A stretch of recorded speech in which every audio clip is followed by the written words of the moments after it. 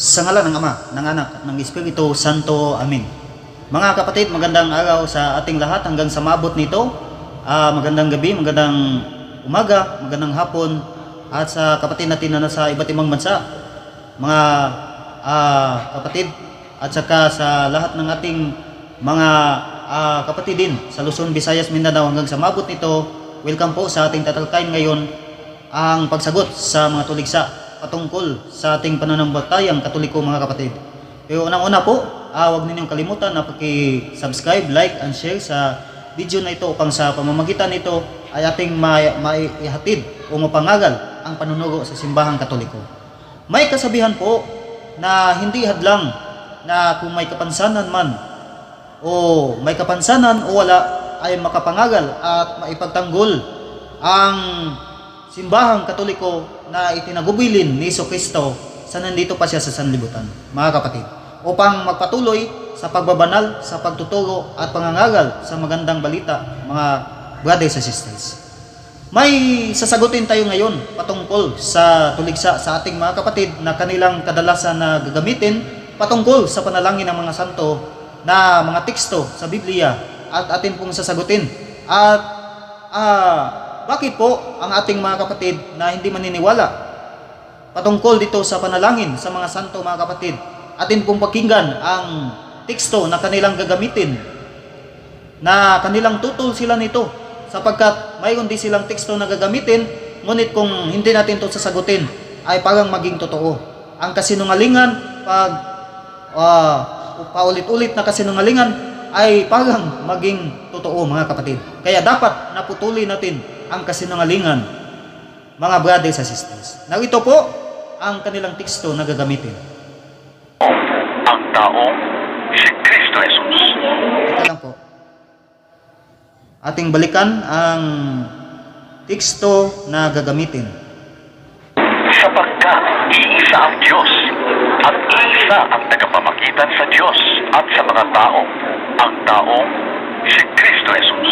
So napakalinaw po ang unang Timoteo 2:5 na sinabi dyan na sapagkat iisa lamang ang Diyos at iisa lamang ang tagapamagitan sa tao at sa Diyos, walang iba kundi si Jesucristo. So bakit pa daw tayo na manalangin sa mga santo o sa mga santo mamagitan? Kasi napakalinaw po na si Jesucristo lamang ang tagapamagitan. So yun ang kanilang tutol, mga kapatid, na ang Katoliko mali daw ang panunuro o pangangaral. Bakit po? Kasi si Jesucristo lamang ang tagapamagitan, mga kapatid, sa tao at sa Diyos. Wala nang iba. Wala nang sinasabi dyan na mga santo o mga banal, mga kapatid. So ito ang ating sasagutin. Ang ating isasagot nito, mga kapatid, ay napakalinaw na hindi naman tayo tutol na si Jesucristo ang tagapamagitan, bukod tangi na tagapamagitan sa Diyos at sa tao, kasi itinubos niya ang ating mga kasalanan sa pamamagitan ng kanyang pagtubos, ay tayo ay naligtas na magitan siya sa pamamagitan ng pagpako sa krus, mga kapatid. Kasi hindi nila ituloy pakuha-kuha lamang ng teksto sa Biblia, ngunit hindi ituloy, hindi i-context. Atin bang i-context ang unang Timoteo 2:5? Ituloy natin sa unang Timoteo 2:6 ay ganito po ang ating mababasa. Inihandog niya ang kanyang buhay upang tubusin ang lahat mula sa kasalanan. Ang katotohanan ito ay pinatunayan sa takdang panahon. So napakalinaw na inihandog ni Jesucristo ang kanyang sarili na papako sa krus upang tubusin ang ating kasalanan. So yun po, siya ang principal na tagapamagitan, mga kapatid. So yun, wala namang tutol tayo dyan kasi si Jesucristo ay napapako sa krus, mga kapatid. At sabi sa unang Juan 2:1 ay napakalinaw din na ganito po ang ating mababasa sa unang Juan 2:1. Mga anak, isinusulat ko ito sa inyo upang huwag kayong magkasala. Ngunit kung magkasala ang sinuman, may tagapagtanggol tayo sa Ama, si Jesucristo.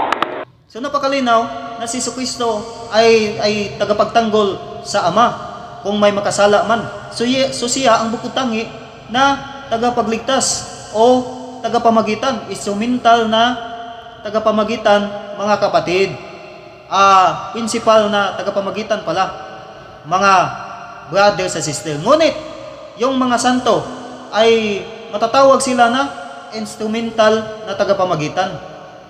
Si Jesucristo, principal na tagapamagitan sa Ama at sa tao, ngunit ang mga santo ay tagapamagitan din bilang ating instrumento na tayo ay manalangin sa kanila upang tayo ay didinggin ng Panginoon. Kasi sabi po sa Santiago 5:16 na malaki ang magagawa sa panalangin ng mga matuwid. So itong mga santo, mga matuwid to eh. So kung manalangin tayo sa kanila sa pamamagitan ng intersesyon, kaya nga magsasabi tayo eh na for the intercession of Mother Mary, of all saints, of all angels. So ganun po intersesyon, no? Isang uri ng pagdadasal, intersesyon, na sa pamamagitan ng ating pananalangin sa kanila, yon, didinggin tayo sa Panginoon. At sila din ay manalangin sa atin doon sa Diyos, mga kapatid. Sila ang naging tulay. No? Sila ang naging tulay doon kay Jesucristo. So hindi po yan taliwas sa pangangaral sa simbahang Katoliko at sa Biblia. Malinaw, biblikal po ang panalangin sa mga santo. Bakit po? Kasi sabi din sa Episo 2:16, ating ituloy, no? Ganito po ang mababasa. Ay magkaroon ng kapayapaan. Sa pamamagitan ng kanyang kamatayan sa krus, winakasan niya ang kanilang alitan. Pinagkasundo sila sa Diyos at pinagbuklod sa isang katawan. So napakalinaw, no? Sa pamamagitan ng pagpako ni Jesucristo sa krus, winakasan niya ang alitan at binuklod-buklod sa isang katawan. So yun, wala namang tutol tayo na si Jesucristo ang bukotangi na tagapamagitan bilang pagtubos sa ating mga kasalanan. Walang iba kundi si Jesucristo. So yun, saan mababasa? Unang Timoteo 2:6 at saka sa unang Juan 2:1 at sa Episo 2:16. So napakalinaw. Ngunit ang mga santo, ang mga banal, ay mamagitan din sila, no? Kasi sabi sa Pilipos 1:16 ay ganito po ang ating mababasa. Na malinaw ba na si San Pablo ay tagapagtanggol din o tagapamagitan? Ito po. Si Kristo'y ipinapangaral nila dahil sa tunay na pagmamahal, sapagkat alam nilang ako'y hinirang upang ipagtanggol ang magandang balita. So napakalinaw, no? Si San Pablo din ay tagapamagitan din o tagapagtanggol sa magandang balita. Ipinangaral nila si Jesucristo dahil alam nila na ako'y hinirang bilang tagapagtanggol sa pananampalataya o pagtanggol sa magandang balita. So gayon nga si Pablo ay tinatawag na instrumental na tagapamagitan o instrumental na tagapagtanggol. At sila din ang mga santo ay dapat na tinatulagan, no? Kaya tayo nanalangin sa kanila kasi malaki, sinabi na natin Santiago 5:16 na napakalaki ng magagawa ng panalangin sa mga matuwid. Sa katunayan nga sa Job 42:8-9 na si Job ay nanalangin sa tatlo niyang kaibigan. Kasi anong sabi ni Yahweh sa mga kaibigan niya? Na pumunta kayo kay Job, mag-alay kayo ng 7 toro at 7 tupa at ibigay ninyo ito kay Job, at si Job ay manalangin sa akin alang-alang sa inyong kahangalan o sa inyong kasalanan, at si Job ay didinggin ko at patatawagin ko ang inyong mga kasalanan. At gayon nga ang ginawa ng tatlong kaibigan ni Job na si Sopar, Bildad at si Elipas. Napakalinaw na pinatawad ang kanilang kasalanan sa pamamagitan ng panalangin ni Job doon sa Diyos, mga kapatid. So napakalinaw, biblical, na dapat pala tayo hindi sa tanang panahon na direkta tayo mismo sa Diyos, kundi kailangan din tayo na manalangin doon sa mga santo. Kasi biblical Job 42:8, Santiago 5:16, no? Sila din ay instrumental salvation. Sila din ay tinatawag na instrumento sa kaligtasan, mga kapatid. Kaya nga na pinatawad ang tatlong kaibigan ni Job sa pamamagitan ng panalangin ni Job doon sa Diyos. So yun po, napakalinaw. At saka sa Gawa 9:36 hanggang 40 na may isang babae na nagngangalang Tabita o sa Griego, Dorcas, ay ibig sabihin, mga kapatid, na itong babae na ito ay matuwid at sumusunod talaga sa Diyos, mga kapatid, sa buhay pa. Ngunit ito ay nagkasakit at namatay at hinugasan ang kanyang bangkay at binugulan nila, mga kapatid. Nabalitaan nila na si Pedro, kasi yung Jopa ay hindi kalayuan sa Lida. Si Pedro ay nasa Lida at sinundo nila, sinabihan sa nangyari tungkol sa babae na si Tabita. At gayon man ay sumama si Pedro sa kanila at umakyat si Pedro sa itaas sa kung saan binugulan yung patay. Siya ay lumuhod, nanalangin sa Diyos. At sinabi niya kay sa patay na babae na si Tabita, Tabita, bangon! At bumangon na si Tabita. Napakalinaw, no? Sa pamamagitan ng intersesyon ni Pedro, nabuhay ang patay, mga kapatid. Nabuhay si Tabita. So napakalinaw niyan, nanalangin siya sa Diyos. At yung mga tao, mga kapatid, sila ay sa pamamagitan ni Pedro, no? Naniniwala ang mga tao na sa pamamagitan ni Pedro, mga kapatid, ay mabuhay si Tabita. Kasi si Pedro ay marami ding ginawa na mga milagro. So yun po. So napakalinaw sa Biblia na biblical mismo ang panalangin sa mga santo. Saan mababasa sa Biblia? Tanungin natin sila uli na hindi tayo dapat manalangin sa mga santo. Litra po litra, no? Wala. Dapat manalangin tayo sa mga santo upang mas madali na dinggin tayo sa Panginoon. Sa katunayan nga, sa nandito pa si Kristo sa sanlibutan at si Mother Mary ay namagitan o si Mother Mary ay kaniyang hinihingian ng pabor si Hesus Kristo, mga kapatid. Ating pakinggan ang San Juan 2:1 hanggang 5, mga kapatid. Ganito po ang ating mababasa. Nang ikatlong araw, may kasalan sa Kana sa Galilea at naroon ang ina ni Jesus. Si Jesus at ang kanyang mga alagad ay inanyayahan din sa kasalan. Naubos ang alak, kaya't sinabi ng ina ni Jesus sa kanya, Anak, wala na silang alak. Sinabi ni Jesus, ipaubayan na ang kunin niyo ito sa akin, ina. Hindi ba ito ang aking tamang oras? Sinabi ng kanyang ina sa mga naglilingkod, Gawin ninyo ang anumang sabihin niya sa inyo. So napakalinaw sa kasal sa Kana na naubusan na ng alak, si Mother Mary ay sinabi niya sa kanyang anak, naubusan na ng alak. At ano ang sabi ni Kristo?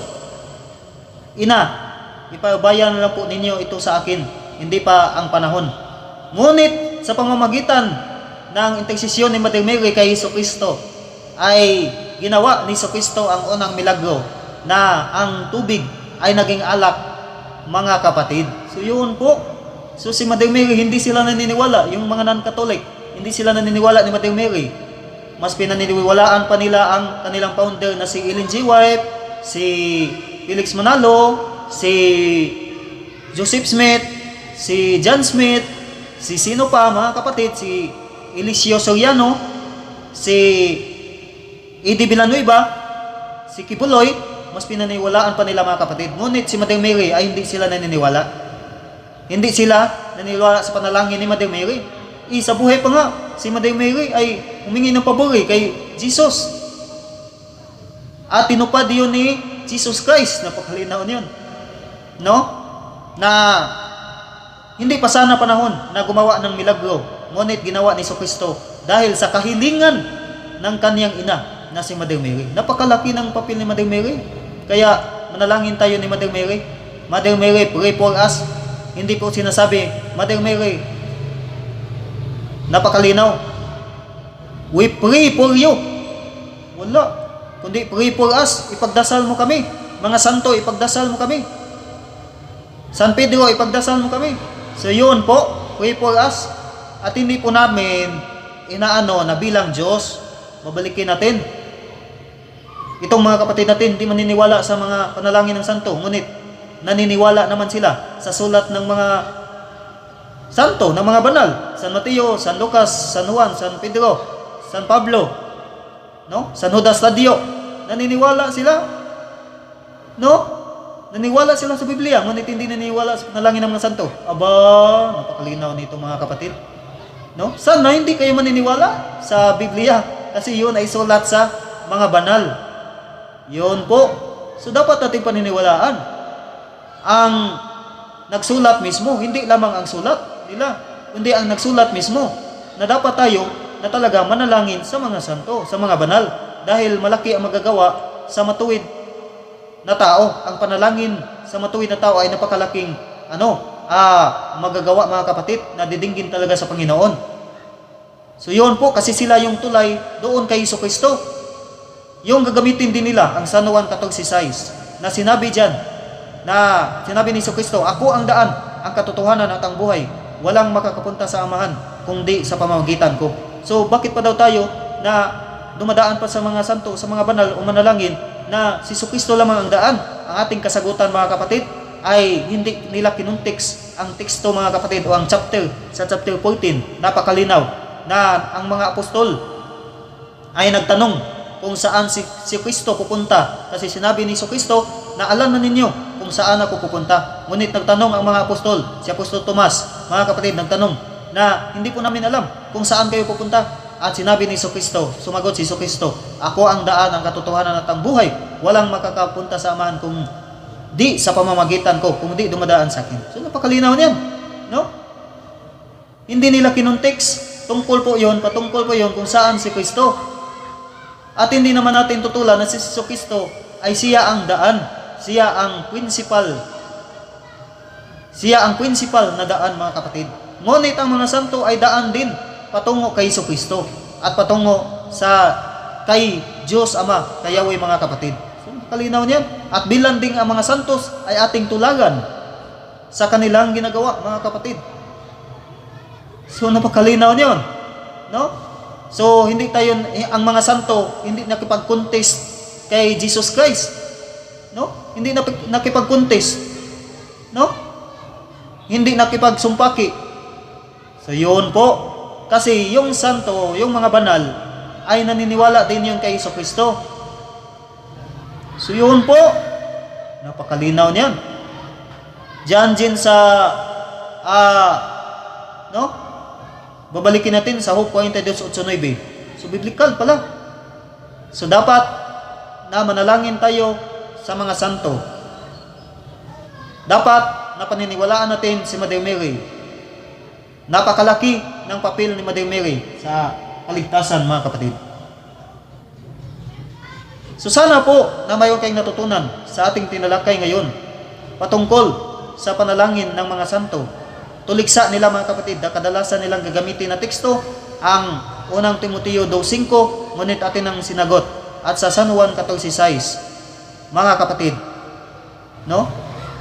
So yon po, at para maging updated pa kayo sa mga video na ito mga kapatid, sa ating mga video na i-upload, ay huwag ninyong kalimutan na paki-like, share, and subscribe upang sa pamamagitan nito ay mapahayag natin ang pangangaral sa simbahang Katoliko para hindi po tayo maging ignorante. So mayroon pa po itong karugtong mga kapatid kasi marami silang gagamitin na mga teksto sa Biblia para patunayan na mali ang ating panunuro sa simbahang Katoliko, ngunit hindi naman biblical lahat ng ating panunuro sa simbahang Katoliko. Babasahan lang tayo ng ilang teksto at yun po, madala na tayo. So sana po na mag-research din tayo sa ating pananampalataya. Ating ipagtanggol, kasi sabi sa unang Pedro 3:15, maging handa kayo sa sino mang magtanong sa inyo tungkol sa inyong pag-asa. At ang ating pag-asa, ayun po ang kaligtasan. Roma 8:24 mga kapatid. So yun, dapat tayo maging handa sa mga katanungan. At kung may katanungan po kayo, pwede po kayo magtanong. Mag-comment lang po kayo doon sa comment section sa ibaba at ating sasagutin sa susunod na video mga kapatid na i-upload ko. Marami pong salamat sa inyo lahat at shoutout sa lahat ng mga viewers na mag-view nito. Sana po na sumasa inyo ang Panginoon, sumasa atin lahat ang Panginoong Diyos, Ama, Anak at ng Espiritu Santo, mga kapatid. Sa ngalan ng Ama, ng Anak at ng Espiritu Santo, Amen. God bless us all, mga brothers and sisters.